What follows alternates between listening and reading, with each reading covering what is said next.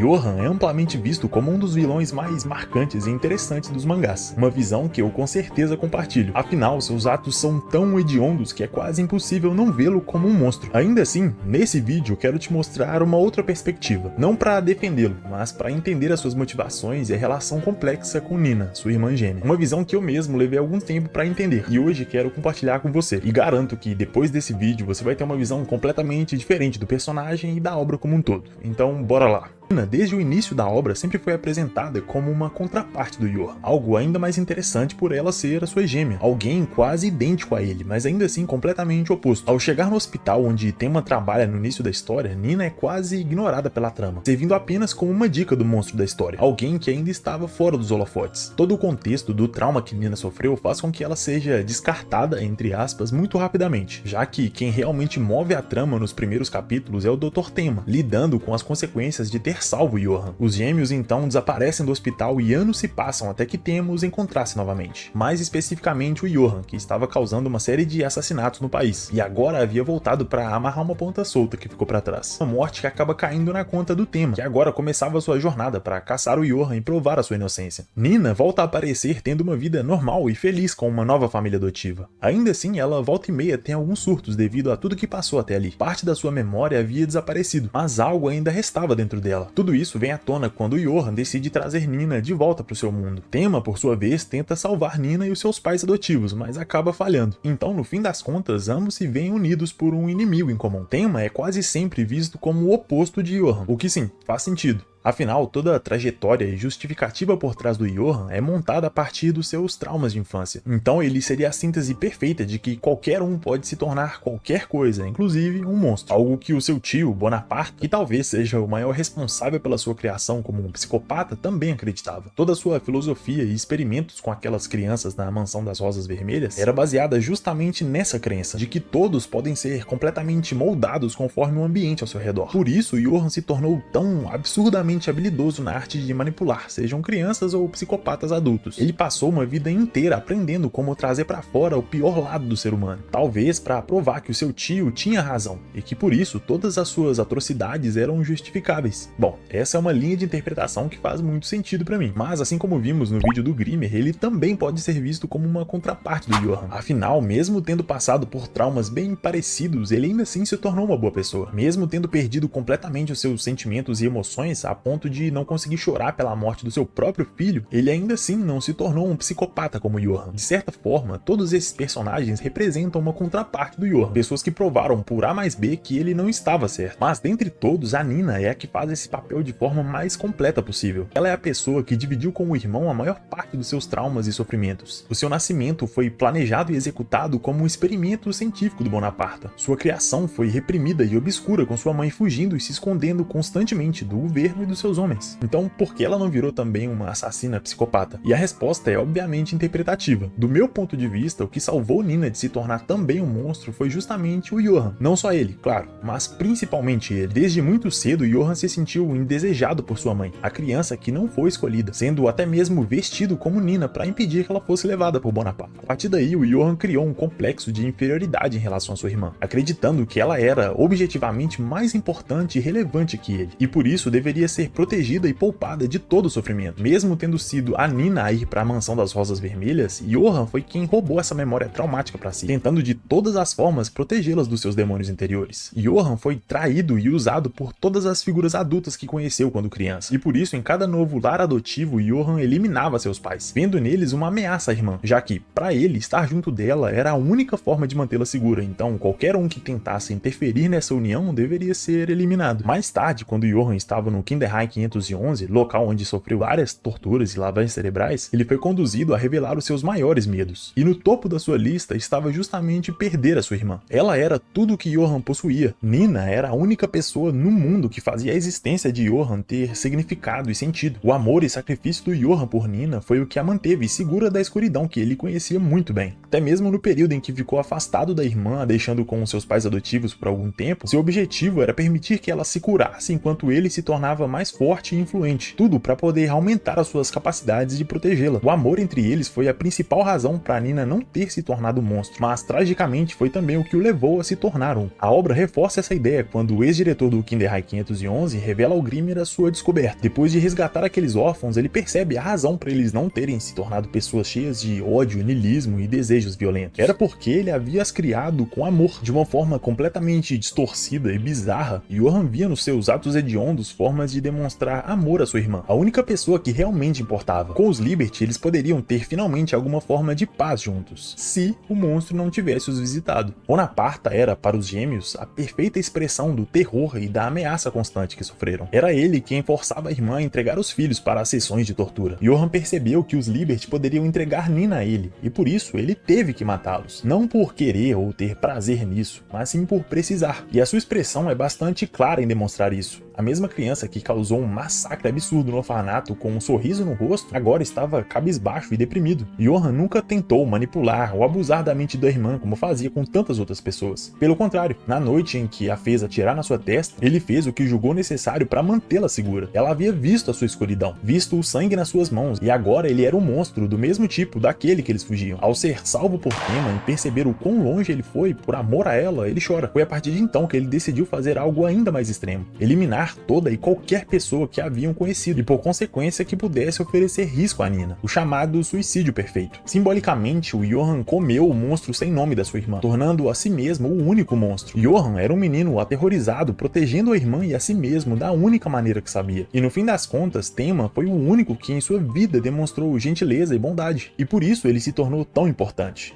Johan poderia ter assassinado Tema a qualquer instante, mas não o fez. Ele o poupou mesmo sendo caçado por ele, porque pela primeira vez ele via alguém além da Nina como não sendo uma ameaça. O monstro interior de Nina volta e meia aparecia, mas era rapidamente suprimido e controlado por ela. Nina possuía maneiras de escapar da sua escuridão, se voltando para as pessoas que amava e os laços que criou com elas. Mas o Johan não tinha isso. Desde sempre, para ele, eram apenas os dois no mundo, e ela o via como um monstro, o que nos leva à parte final da sua trajetória, na pequena cidade de Hohenheim, local onde Johan executaria o seu ato final para salvar Nina. Lá ele planeja reencenar o massacre da Mansão das Rosas Vermelhas, apagando todos que o conheceram, o que incluía Bonaparte, que era o monstro original. Uma série de assassinatos são cometidos e o caos toma conta da cidade, para que no fim Johan possa ser morto por Tema, a única pessoa que poderia matá-lo e ver o fim de tudo. Até mesmo seu mais leal servo foi impedido de ver esse fim do mundo. Johan sabia que, assim como todos os outros que conheciam seu passado, ele também deveria ser morto. Tema era tão importante para Johan a ponto de ele confiar a ele o papel final de terminar tudo e fechar as cortinas do seu espetáculo, e por isso não o matou por todo aquele tempo. Nina chega no local e implora que Tema não atire no irmão, e aqui ela diz algo que pode parecer bastante confuso no primeiro momento.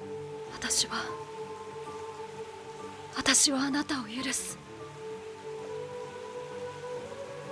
世界中に私たち二人だけになってもあなたを許す。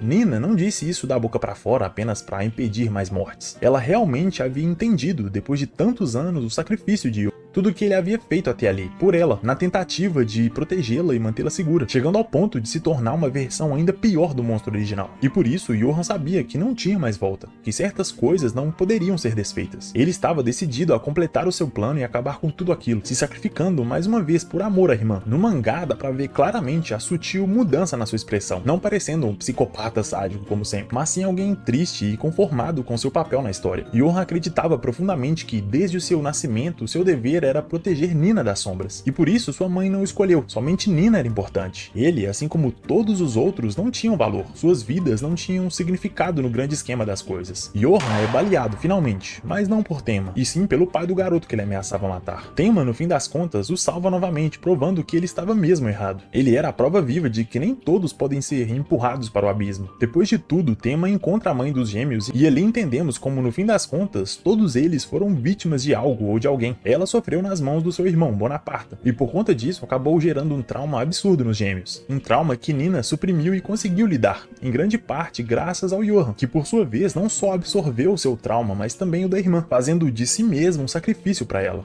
Ele se tornou em um psicopata que matou inúmeras pessoas no caminho, um homem odioso e manipulador ao extremo, alguém que qualquer um de nós pode chamar de vilão com facilidade. Ainda assim, ele ao menos pôde salvar a sua irmã, a mantendo longe da escuridão que nele habitava. Um salvador distorcido e cruel, que estava disposto a matar o mundo inteiro se preciso, trocar inúmeras vidas sem valor pela única que realmente importava.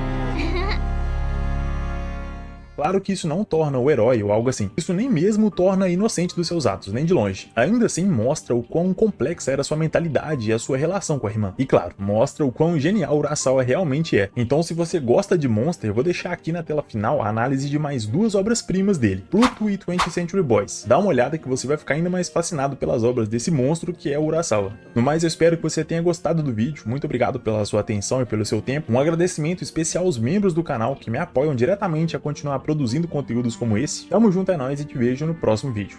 Valeu!